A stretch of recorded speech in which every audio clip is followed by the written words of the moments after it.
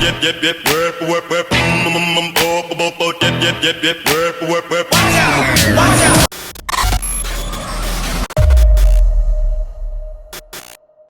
Joe, how you been, man? You all right? Very good, mate. Very good. Yeah, I'm liking the backdrop of is this like I know it's like poster things. I need to get a couple of these made up. I'm loving it, repping it up. You know what I mean? Well, where we're doing all the online stuff with our clients at the moment, we're delivering a lot of free content over the Facebook page, and all of our staff are doing it. You know, they've all kind of followed suit. In fact, I've got a prop for you. Everybody who's working for me is using a tripod that I bought them. The backdrops are all the same, the tripods are all the same, everyone's in the same uniform, and it gives them a sense of kind of authority, so they feel a little bit less naked in front of the camera.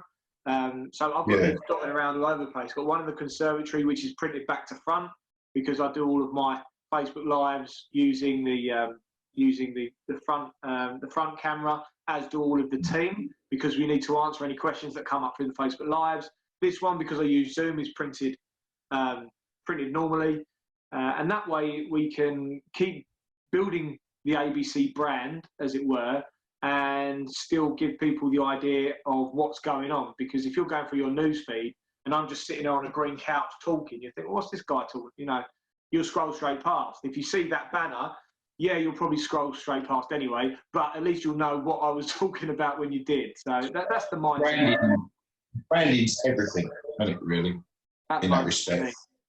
So it does make a big difference, doesn't it? Like, obviously, with just for recognition alone is really good. But one of the questions I would have asked you is how are you coping with obviously the way things are going at the moment with the whole COVID thing? I mean, not in a way that I know. Obviously, you're throwing out a lot of free content. You're throwing out a lot of you're helping a lot of people out, and which is great. But do you find that it's never going to be the same again, which is what I'm noticing? A lot of gyms are not going to reopen in the same way. Everything seems to be sort of pushing towards that digital stage, and where everything's gone furlonged.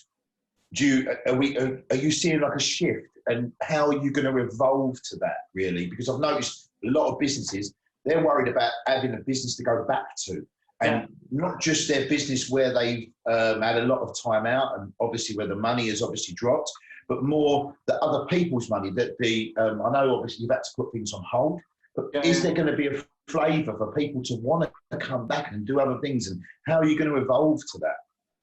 At the moment, you know, with social distancing, it's mostly my wife is doing a lot of research. I'm not allowing myself a lot of time to kind of dwell at the moment, although I get a lot of information back from my wife where she's looking around at different countries. She's viewing what Spain have been doing, what America are looking to do. She's looked at what China have done and are doing, what Japan are doing and stuff. Because they're so much more ahead of what we've been doing, especially out on Asia, she's been looking at what they're doing and then reporting back to me. And then I obviously try and get my head around the information that I've been given from that.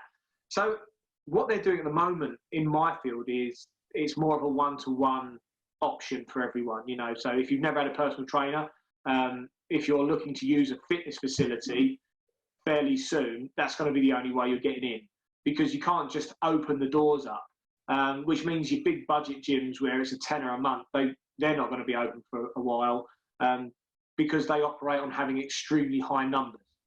So they may that business plan, that might be it for that industry. You know, cheap gym memberships could potentially just be a thing of the past.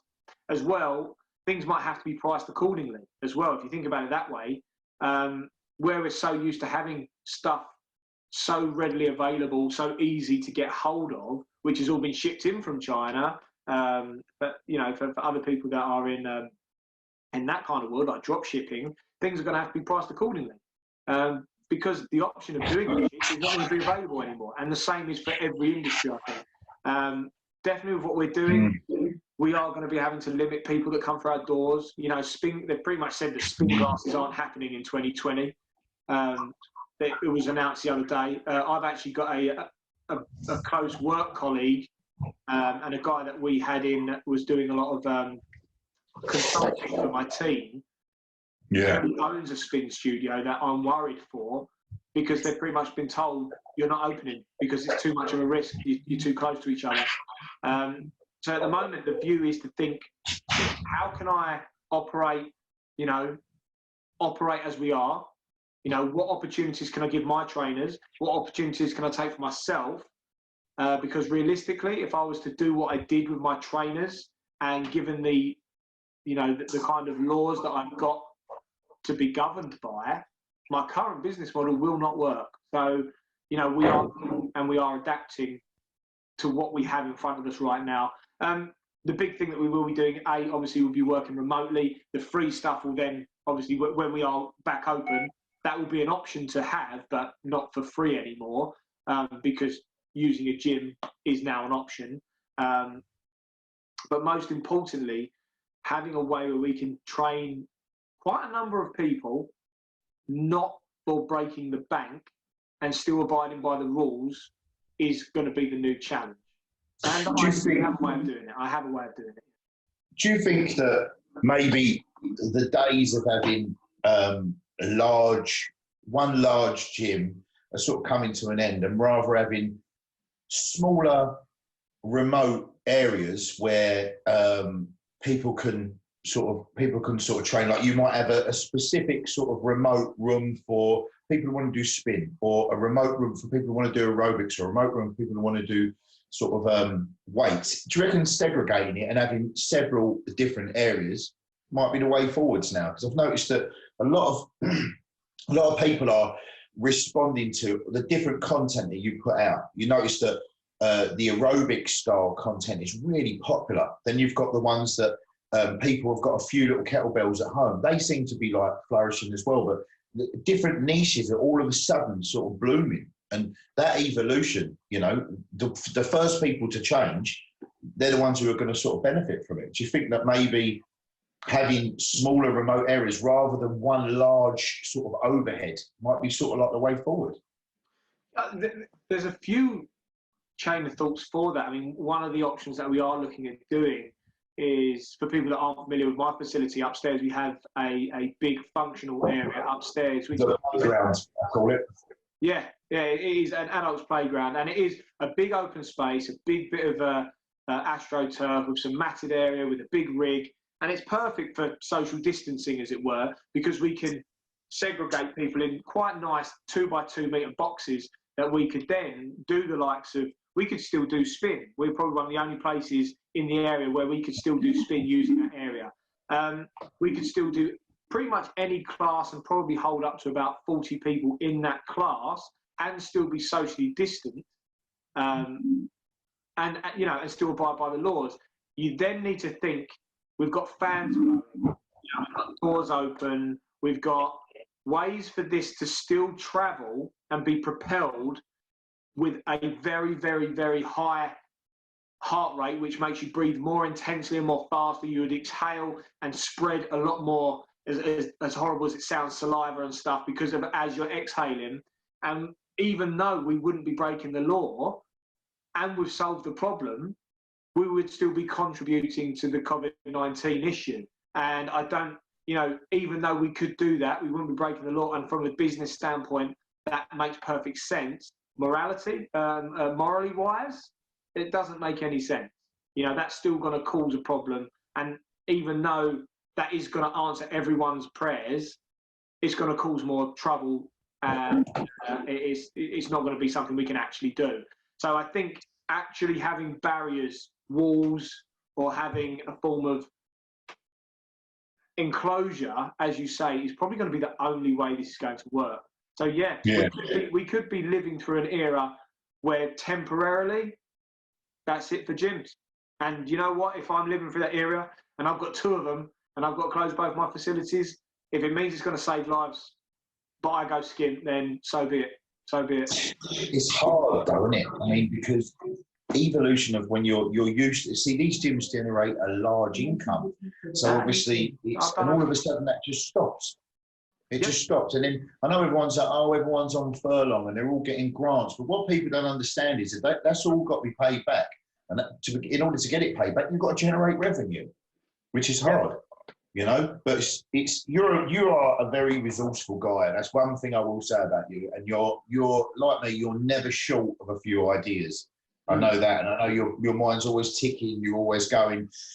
Obviously, I know that this must have been bothering you about whether I'm even going to be allowed to open my gyms, whether I'm going to want to open my gyms again. But if that's the case, what's the future plan? What's future Jerry going to do? Like, I mean, you're going to stick with that fitness vibe, and you're going to go more online, try and start teaching, pushing it out, or you're going to try and evolve to something, or what's the future? What do you reckon?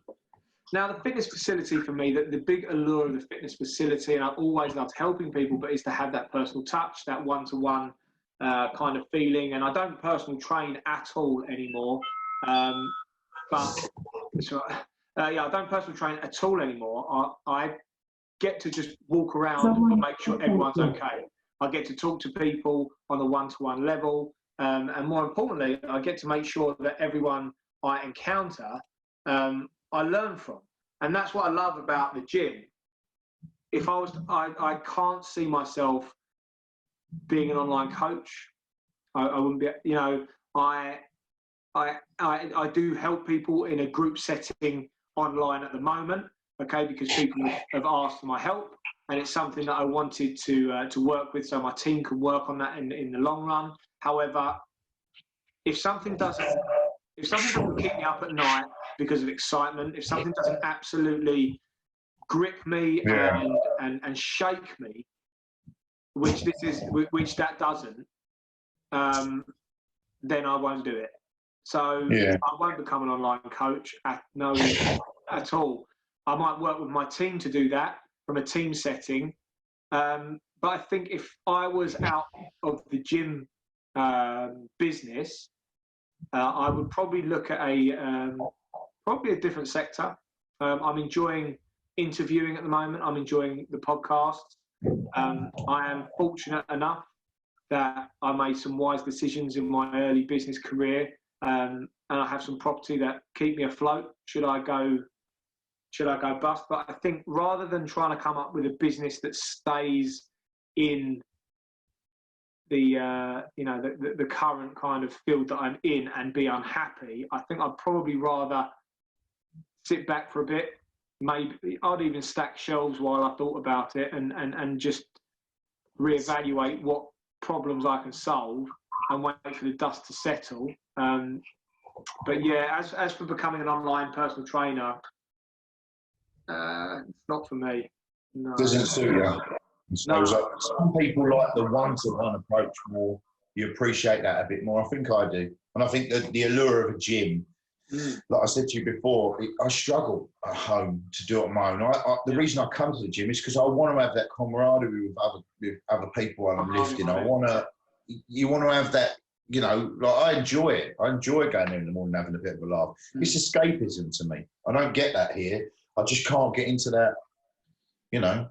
And it's a shame. It's a shame that we're not going to have that for a while. I mean, we're living history at the minute where you physically can't see what's ahead, and we're almost being forced to evolve in all different ways. But the interview stuff that you've been doing is really good. It's brilliant. Like, you know, touching on like areas of where people are struggling and stuff like that, and it's sort of a learning curve, and it also makes people feel that they're you know, it's that they're part of a team. Do you know what I mean?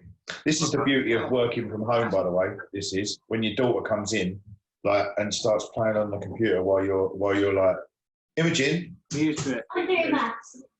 Imogen, we'll do maths in a minute. See, I'm doing maths. She wants to do maths now.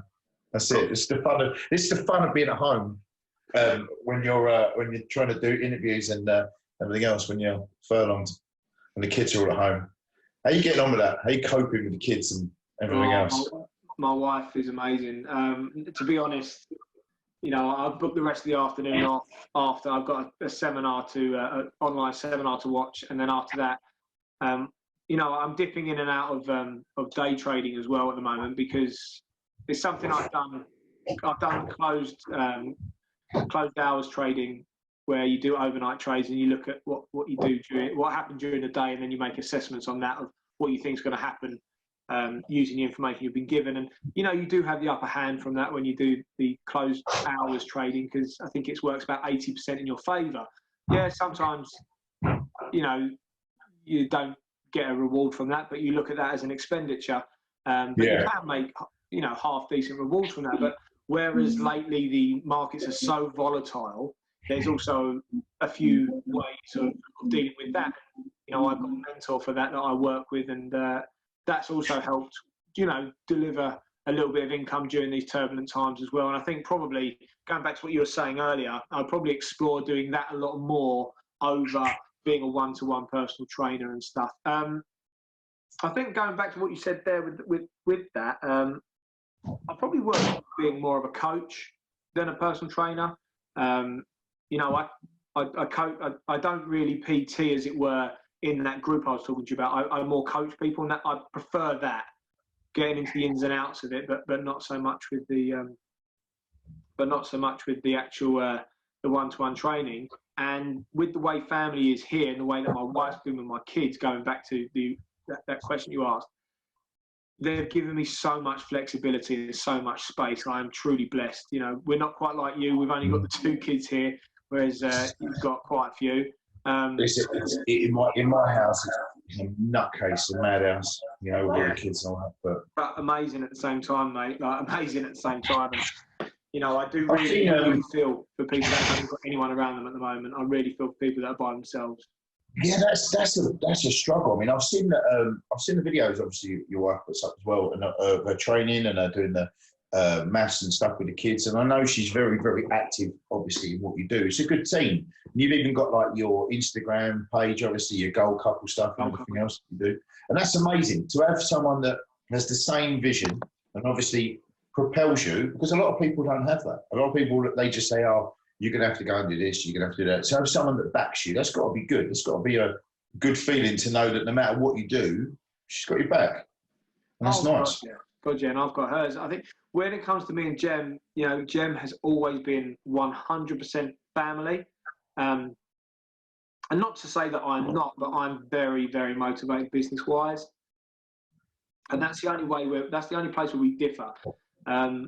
The way that I am with the way that my mind works when it comes to kind of giving stuff a go, when it comes to just exploring my mind, when it comes to financial opportunity, we are completely different. But where it comes to our goals as a family, when it comes to our belief system, we're on the same path. So we both want, eventually, I'd say the same goal, but we want it for different reasons, if you know what I mean. And we want it for each other. So that's kind of why we have what works for us at the moment. And I am absolutely blessed with what I've got, really. I really am. Because not a lot of people would believe in what I'm doing right now. And she does. That's good. That's good to hear. But so you said about the trading, obviously doing the trading and that, and something that I dabble in as well, and obviously the gyms. Has the current situation changed your appetite for risk in everything, from the risk you want to take with your business or the risk you want to take with your money? I mean, because obviously the trading side of things is very, very lucrative at the moment, obviously, if you're given the right thing, but obviously you've got different levels of risk with everything. Has it changed your appetite to risk, where you're not necessarily, you know, your business is sort of slowed down, you're thinking, oh, what am I going to do? Like, there's something else I could make some money. Is that risk sort of changed the way you approach stuff now? I mean, I've taken probably the riskiest standpoint right now. You'll notice online, before even lockdown, we were putting out free content. We're putting out more free content than any other facility I've found. You know, 5 completely free classes a day with live Q&As, the kind of the stuff that other gyms are kind of charging their members full membership for. We're doubling that, what they're doing for free. And, you know, still paying all the staff full wages. None of them, not a single member of my staff, because they also have their own employment, because they have their own businesses, are eligible for being furloughed. So I don't get anything back for them. And, you know, outgoings are pretty high right now. I'd say I'm taking more risk than I've ever taken. I've Yeah. said, me and the wife sat down, we looked at what's in the bank. We were pretty clear with the team, and we said we'll go bust to keep you guys going. We will do everything we can to keep the place going. And if we go bankrupt, I'll just start again doing something else.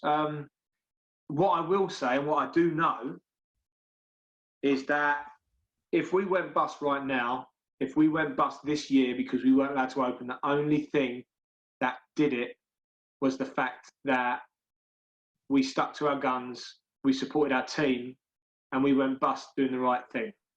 And that's such a shame, like, to say that because you've stuck to your guns and you've supported and looked after the people around you, you went under and everything else, and you should be getting that help. Sure, you know what I mean? That's such a shame, you know? Yeah, well, I mean, we have been given a grant to help with our rent, which is great, you know, which is going to help a bit.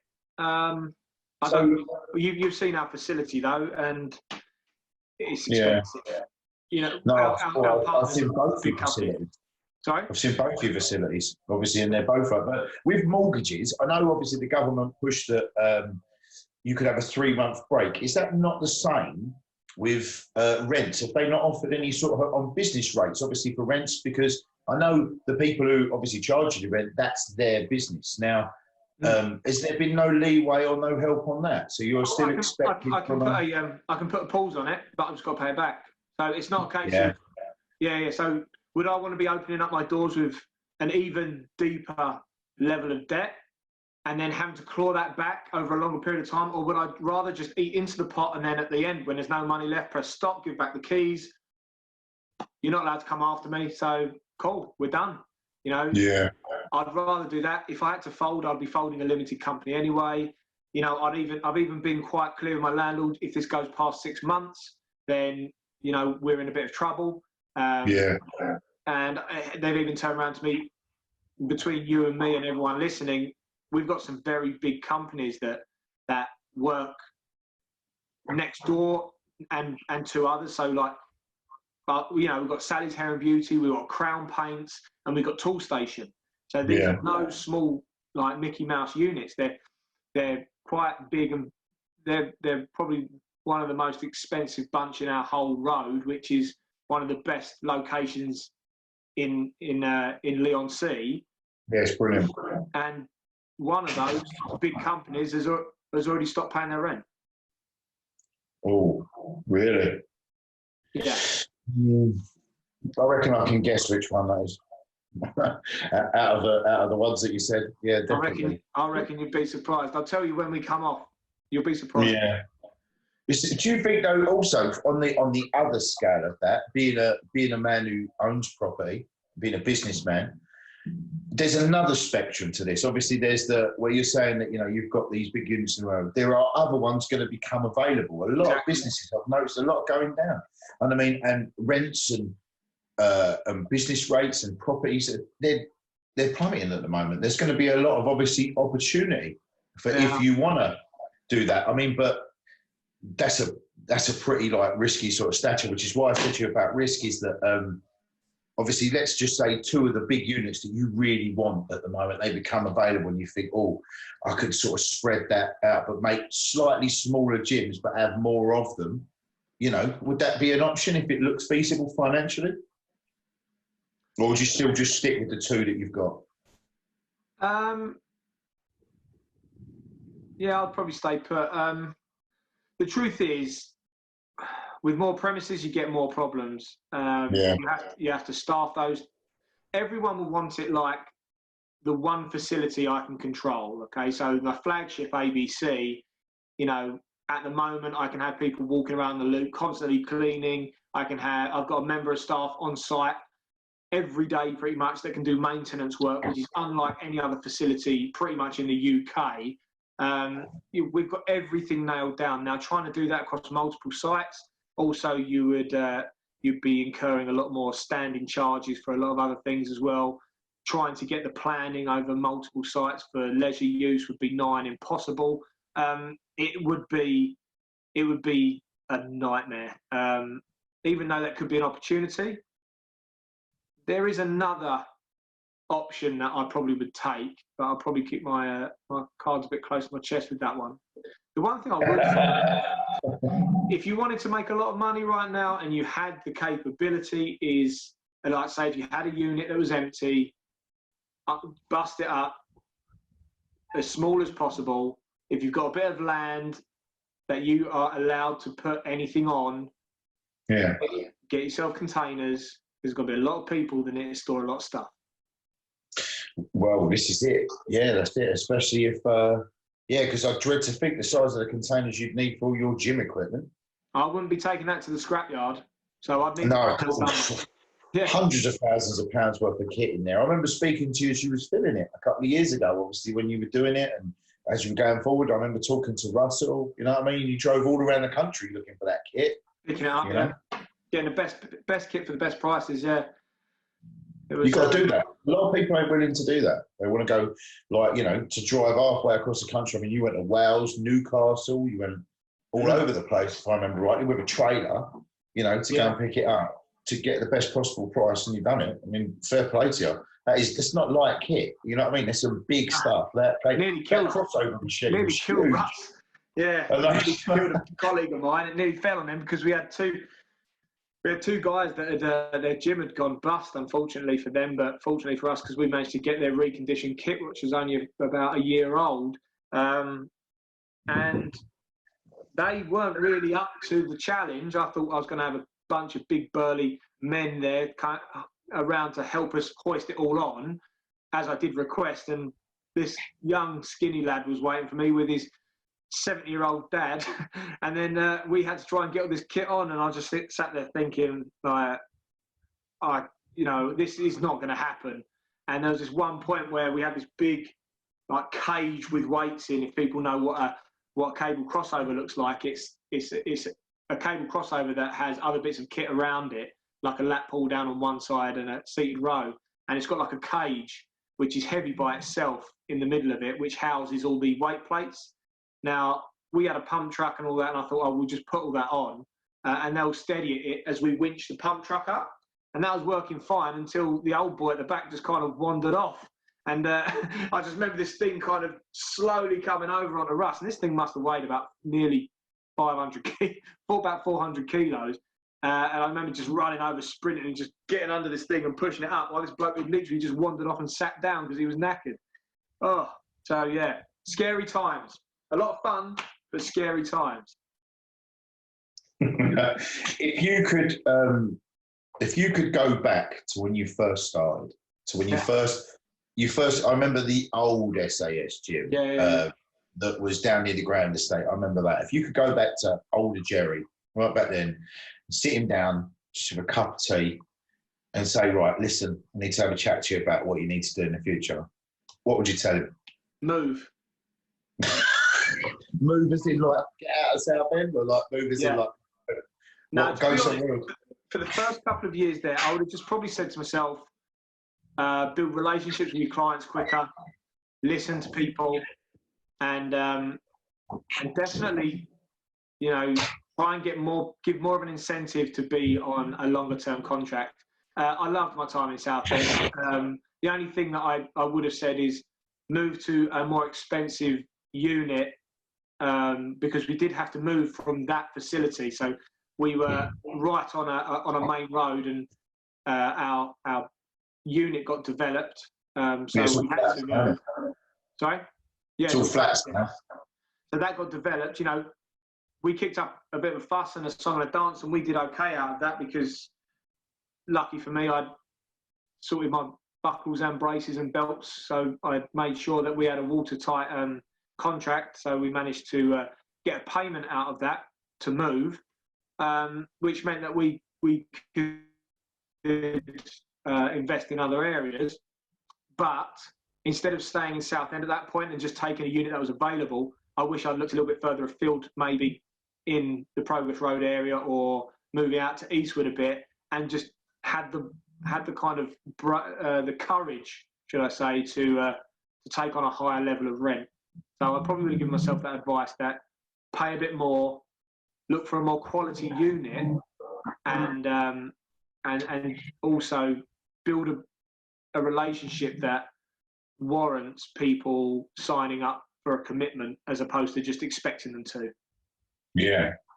Which is really what you've done, not just within the gym. I know, like, the family atmosphere, because the parties and the way that people talk about it, and it's more like a family than it is like a gym, which is great. I love that, you know. And then you've progressed that on with obviously the free content and everything else that you're providing. So you're still even pushing that. You still there, Joe? Yeah. Oh, it's gone a bit weird. I'm here. Ignore. Oh, that's it. Yeah, sorry. I don't know what happened there. It went a bit weird there. I got all of that now. I got all of it. Yeah, with the online content and everything else. So let's say you do need to start again, or you want to start again. You want a clean slate. You think, right, I love the way we were doing before. Had a few problems. Want to start a clean slate. Now I know now. Not obviously, you know what I didn't know back then. I know it now. What's the next avenue for you? Like, if you wanted to start again, if you want to just knock it on the head and go, right, I'm going to start again, I'm going to do it properly this time, clean slate, not make all the same mistakes. I've got this big family, this big following that I've got that I know I'm going to have a backing now. It's not as if I'm going to go in and hope that obviously I have to put in as much work to bring these people in as you did when you first started ABC. You've got a family now. Where would you go? First thing I'd do, I'd phone up every single one of my members, phone them all up. So if I shut completely, I'd probably take a bit of time and I'd phone everyone up because they're not going to go anywhere because there's no other gyms to go to. And I'd ask them, every single one of them, a series of questions that would lead me to the answer for that. And I'd spend months phoning everyone up, 3,000 people, which have been previous members, current members and stuff. I'd phone everyone up. I'd ask them just for a couple of minutes at a time. I'd text them. I'd plead, beg, and just say, look, please, could you help me out with this? I just want a bit of information, nothing else. I'm not trying to sell you anything because I'm looking what to do moving forward. And then I'd find out what I would do from the information they would give me.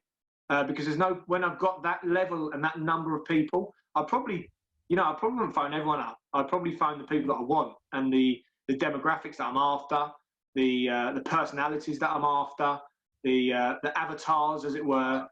Ask them what they want, ask them what they're struggling with, and then see what I can do to solve that problem, as opposed to building something and hoping everyone wants it. So that's what I do. Because this is obviously going to change. I mean, when the gyms do eventually open up, you know, I know you, and I know would have sat there and mulled over so many things you want to change and so many ways you want to make things obviously better and everything else, and the uncertainty and everything. It's good to sort of have a plan to sort of go forwards and everything else. But it's even like with the acquiring other gyms or other properties and everything else like that. We're in lucrative times. It's not just all bad. If you've got the money to strike, you can do pretty much whatever you want, can't you? Really? And also, I think if people have had grants and stuff, I do think a lot of people are going to take that money and run as well. Yeah, I tend to agree with you. I think it's the same principle as if you win money. You didn't work for it as such, did you? Although it's giving you some help, like when you get your first credit card, you're like, you know, just go out and buy whatever you want and everything. When it's a short-term gain, long-term loss in a weird sort of way. Because, well, you get the grant, you keep your business going, but then you still, like I said to you before, there's other people that don't have money, you know, and they're going to want to tighten the belt straps. Even let's just say they lifted the quarantine tomorrow. We're all going back, everything's there. Do you think every single one of those members is going to be able to come back, or you're going to get a big stint of letters or, you know, to whoever your management company is for your payments saying, oh, you know, we were struggling, I'm going to still need to have a few months off or a few months. Well, we've already had 120 people cancel. So we've put everyone on hold. We've told everyone, emailed them, told them everything, that your memberships are frozen. We've stopped all payments. And even after doing that, we've still had 100. That will close a lot of gyms down. Independent gyms, 90% of them would just shut after that. But we've had 120 just stop their direct debits. Even though they have got that information, they've cancelled anyway. So that's going to happen. I actually think we're going to have a bit of a a bit of an issue with re-signing new people. I think there's going to be a lot of pressure from the government to say you're not going to be able to take new people on. So people that have cancelled won't be able to join anywhere. Really? Yeah, I think that there's going to be people that are already members will be able to go and use their gym. If you won't be able to go and rejoin a new gym because they've got to limit the numbers, right? So that's something that's also worrying is in my head. That's a crazy thing, actually, saying that, because if we do go to the stage where you can only have, say, 25, 50, 100 people in a gym, you then have to say people then have to start booking times, or you might have to start turning people away, which is a bit of a weird way of doing it, isn't it? You know, it's a crazy time. Where would you go with that? You can't, can you? You just have to evolve with what happens to do. It's such a weird way of doing it, but I know you've got to go. And but thanks for giving me a brief bit of your time, guys, and we'll catch up with this. We'll do a number 2 definitely in later on, or maybe a couple of days time or something when you're free. Because you're the only person who's as busy as I am. We've just been every fight. It's like, are you free? No. You free? No. You free? Yeah. Right. 4 fights. Let's get on it quick. Let's do it. You know. Well, look, I appreciate the time. I'm definitely up for part 2 because I think we're just getting into it, and yeah, unfortunately, I've got to be at that seminar 5 minutes ago, so I'm going to have to run away. But thank you so much for this, mate. I really appreciate it. I appreciate your time, and for it as always, I've got so many questions and everything else, but we'll catch up next time. Good luck with your seminar. Good luck with Jim, and good luck with the family and that. Love to your family, and I love you, and I'll see you later on. Thanks, John. Cheers, mate. See you later, pal.